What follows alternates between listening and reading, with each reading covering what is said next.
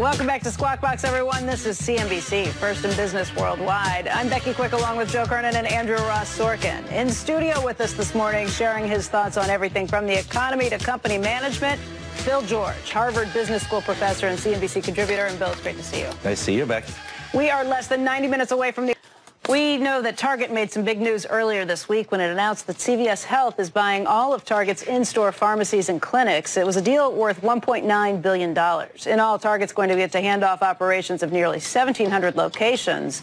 Those stores will be rebranded under the CVS Pharmacy name, stores within a store. Maybe we should explain that. Joining us right now to talk about that decision and how this will work, plus a lot more, is Brian Cornell. He is the chairman and CEO of Target. And Brian, we want to welcome you to the program. Thank you very much for joining us today. Becky, good morning. And Bill, thanks for inviting me here today. Good to see you, Brian. You know, Good Brian, to see you. We have not gotten the chance to talk in the past. Since you came into the company, though, you entered a company that was kind of in crisis and in turmoil, and you have taken some bold steps already. This deal with CVS is just the latest, but getting out of the Canadian expansion, that was huge. The Street has looked at both of these ideas so far and has liked what it's seen. In fact, taking a look at the stock, I think it's up about 39% since you came in. What do you think about where the store stands right now, what you need to do, and how you're kind of looking at the overall theme for what your plans are while you're at Target?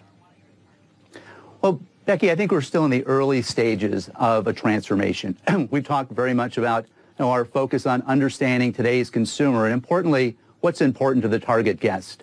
And we thought it was very important for us to focus on our U.S. operations, really continue to build both our in-store and online capabilities. You've heard us talk about the focus on what we call signature categories and really getting back to our core DNA.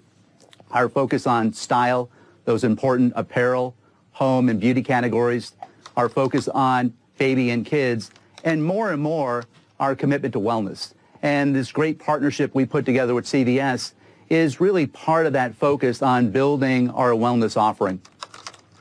In terms of how you think things are going so far, how you think you're able to connect with the consumer, how would you rate it at this point? Because Target was known for its cachet for so long. I think it did stumble along the way. And I say this as somebody who has spent a lot of time in Target stores, who still stops at Target online and on the website. Where would you say you are right now? Well, ultimately, the guest is going to vote. And what we've seen over the last couple of quarters, Becky, is we're seeing traffic increase. So they're voting with their feet, and they're going to our website more frequently. So ultimately, we've got to continue to drive traffic and increase visits to our site. We've seen that over the last few quarters. We're certainly very pleased with our first quarter performance. Our comps were up 2.3%. We saw very strong growth online, plus 38%. Traffic was up. And importantly, those signature categories grew at twice the rate of our overall comp. So I think we're headed in the right direction. We know we've got a lot more work to do, but I'm certainly pleased with the progress the team has made. One of the areas I know you're focusing on is food, because the grocery store area in Target is something that I think has been a bit of a challenge. Is that a profitable area for you right now? It is, and it's an area, Becky, that we're still in the early stages of reinventing. We've stepped back. We've done a lot of research. We understand what today's guest expects from us in the food category. And they've certainly told us that we need to enhance our assortment.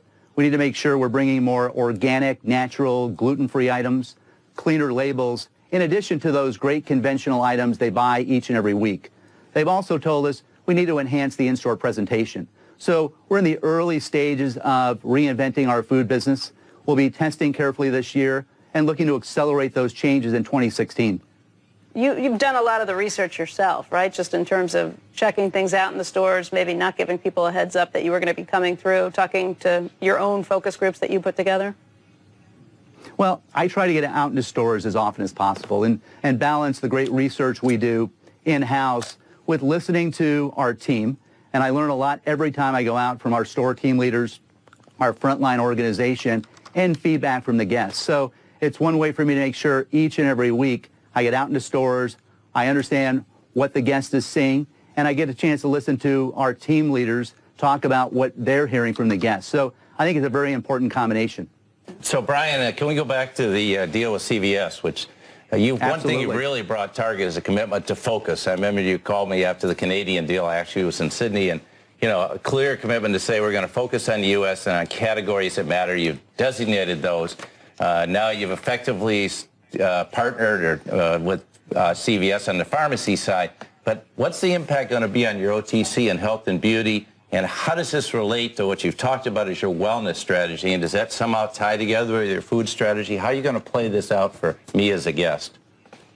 Bill, it really does. And we are very excited about our partnership with CVS. They're a leader in the pharmacy and healthcare space. They'll bring scale, expertise, deep experience, the benefits of their large PBM network that's now going to be able to shop our stores and pick up prescriptions inside of a Target store. So we think this is a winning formula for us and for CVS. But it builds upon our focus on wellness and making sure that we've got great expertise in the pharmacy, but in front of the pharmacy, we continue to bring great assortment, great presentation to our guests. And obviously, we're going to continue to manage and merchandise all those over-the-counter products, as well as other wellness solutions, whether it's wearable technology, the fitness apparel that they wear each day, and some of the great food offerings we're going to bring that guest. So we think it complements our strategy, our focus on wellness, and we now have an expert in that space and a long-term partner that I think is going to help us drive traffic and growth. So you got to bring in a lot of minute clinics. How's that going to work? And what can I expect if I have kids I want to bring in, or Becky's got her kids she wants to bring? How's that going to play out? And are you going to have these in all the stores where you have pharmacy, or are you just eventually, or what's the plan? Now, Bill, we'll work with CVS. We're going to measure this carefully. We've got 80 of those today. We've got plans to continue to increase that. Obviously, Larry and his team have talked about their commitment to Minute Clinic. So we'll continue to work with them to make sure we're providing our guests the experience that they are looking for at Target. Hey, Brian, I just wonder what you heard from the shoppers that you've talked to directly, the people you've reached out to. What did they tell you that gave you some tips about where you thought you needed to make changes? Yeah. Becky, it was really helpful. And I think the feedback that we've received over the last year and some of the learning is just how important it is for us to be true to our brand promise. Expect more, pay less. And I think we know over the last few years, we may have lost some of that balance. We may have focused too much on the pay less side. So getting back to what makes Target Target, what makes Target Target, that excitement we bring with newness, with innovation, with great style, the excitement we were able to create just a few months ago with the Lily event and that collaboration, where I really felt like we brought a Black Friday event into April. And we excited our guests with great style, design. We're going to continue to make sure we commit to staying true to our DNA. And that expect more, pay less brand positioning has to guide everything we do. We talked earlier this morning about how millennials are shopping at Walmart, how they really love Walmart. In fact, the only store that they liked better was Target.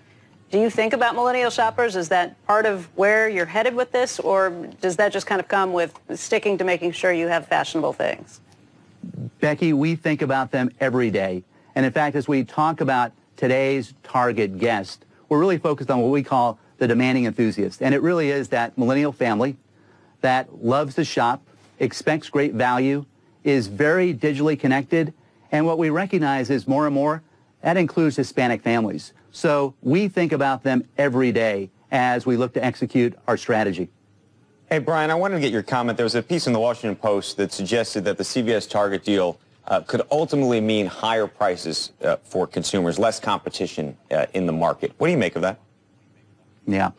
Andrew, as we look at this deal, we think the combination of Target and CVS and their scale allows us to provide great value for the consumer and for our Target guests. So I think as we go forward, we're going to provide great value.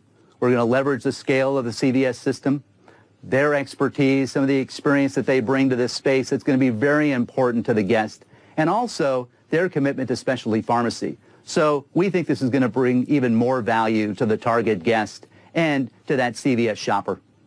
Hey, Brian, how come you call them guests instead of shoppers? Well, it's how we think about the shopper we serve. They've got lots of choices, Becky, and when they come in, we want to make sure our team treats them like they're guests in our home.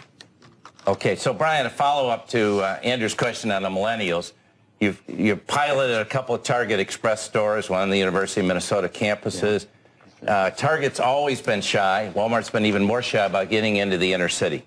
Is this a format that you could see coming much more into the inner city, where you can get the real estate and have a much smaller store and provide that kind of convenience to as people move back into the cities from the suburbs and the exurbs? How far can you go with this Target Express concept? Can you envision having 1,000 stores? Yeah. Well, Bill, we're still in the very early stages. We had an initial store here in Minneapolis. We've had 2 opened up in the Bay Area, 1 in San Francisco, 1 near the campus in Berkeley. But we're very excited about the early response to the format. And we're really following the consumer. You just mentioned the fact that throughout the country, as I travel the country each week, we see consumers moving back to urban centers, moving back to cities. So we need to make sure we can be there to meet their needs. So we're very excited about this smaller format where we have a curated level of products, but we offer more assortment online. So the ability to order online, pick up in those stores, we think is critically important. And overall, Bill, I think that's one of the advantages we have as we go forward. As we think about how we compete in a very challenging market, we've got to leverage 1,800 stores, our ability to provide pickup experiences in the store, your ability to click from your desk or your kitchen, a couple of hours later, pick up your order in store, and then more and more we're using our stores as distribution facilities where we pick, pack, and work with UPS or FedEx to deliver the last mile. So we're following the consumer trends, and Target Express is just one way that we can get closer to today's consumer and meet the needs of our guests that are living in those urban centers. Brian, thank you so much for joining us today. We really appreciate your time. Thanks, Brian. Thanks, Becky. Great to be here. Appreciate it, Bill.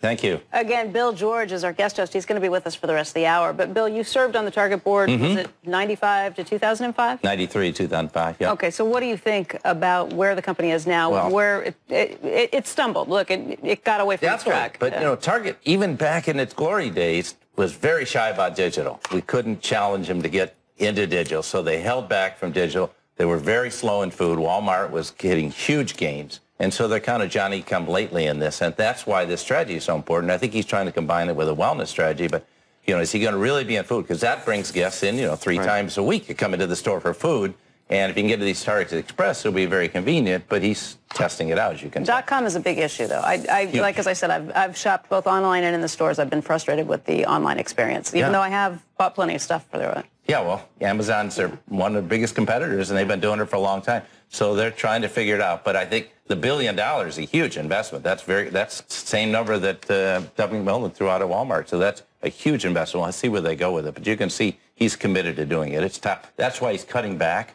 And actually, the financial deal on pharmacy was very good because CVS has very good buying prices. What do you think of the Target brand still today? You know, it had this sort of iconic, almost there was something very fashionable about Target. Okay, so he stopped talking about all the negatives. He got some positives out there to talk about. He cut the wheat from the chaff. And I think that it's brought the brand back faster than I thought he would. The enthusiasm, I was over the other day because they had some kind of community event. Man, the enthusiasm is very high among the staff. And, you know, he's got 400,000 people. You know, it's not just a question of his top team. Great.